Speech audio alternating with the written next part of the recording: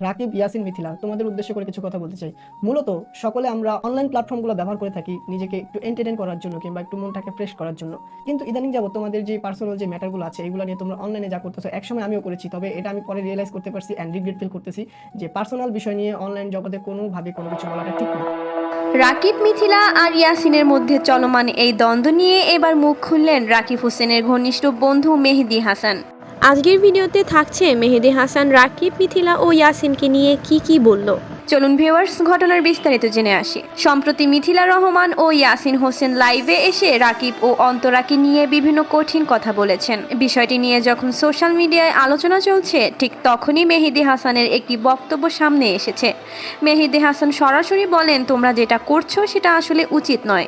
নিজেদের ব্যক্তিগত বিষয়গুলো এভাবে সোশ্যাল মিডিয়ায় প্রকাশ করা ঠিক নয়। শুধু অন্যদের সমালোচনাই করেননি, মেহেদী হাসান নিজের অতীতের কথাও স্বীকার করেছেন। তিনি বলেছেন, একসময় তিনিও নিজের ব্যক্তিগত বিষয়গুলো অনলাইন প্ল্যাটফর্মে প্রকাশ করতেন, কিন্তু পরে তিনি বুঝতে পেরেছেন সেটা তার ভুল ছিল। আর সেই অভিজ্ঞতা থেকেই মেহেদীর পরামর্শ, ব্যক্তিগত বিষয়গুলো সোশ্যাল মিডিয়ায় না এনে নিজেদের মধ্যেই সমাধান করা উচিত।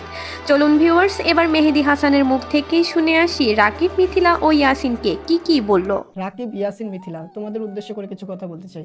মূলত সকলে আমরা অনলাইন প্ল্যাটফর্মগুলো ব্যবহার করে থাকি নিজেকে একটু এন্টারটেইন করার জন্য কিংবা একটু মনটাকে ফ্রেশ করার জন্য। কিন্তু ইদানিং যাবত তোমাদের যে পার্সোনাল যে ম্যাটারগুলো আছে এগুলো নিয়ে তোমরা অনলাইনে যা করতেছো, একসময় আমিও করেছি, তবে এটা আমি পরে রিয়েলাইজ করতে পারছি অ্যান্ড রিগ্রেট ফিল করতেছি যে পার্সোনাল বিষয় নিয়ে অনলাইন জগতে কোনোভাবে কোনো কিছু বলাটা ঠিক না। আর তোমরা যা করতেছো এটা মূলত মানুষ হাসতেছে, এর কারণে নিজেদেরই প্রেস্টিজ কমতেছে। সো আমি মনে করি, আমার পার্সোনাল অপিনিয়ন, তোমরা এগুলো একেবারেই বন্ধ করে দাও। যদি সম্ভব হয় নিজেরা এটা ক্লিয়ার করে ফেলো। আর আমি মনে করি যার সাথে যার কথা নাই তাকে নিয়ে কোনো মন্তব্য করাটা ঠিক না। আরেকটা প্রধান বিষয় হচ্ছে, তোমাদেরকে সকলেই ভালোবাসে, তোমাদের যে কাজকামগুলো আছে কাজকামের উপরে সবাই তোমাদেরকে ভালোবাসে, তোমাদেরকে পছন্দ করে।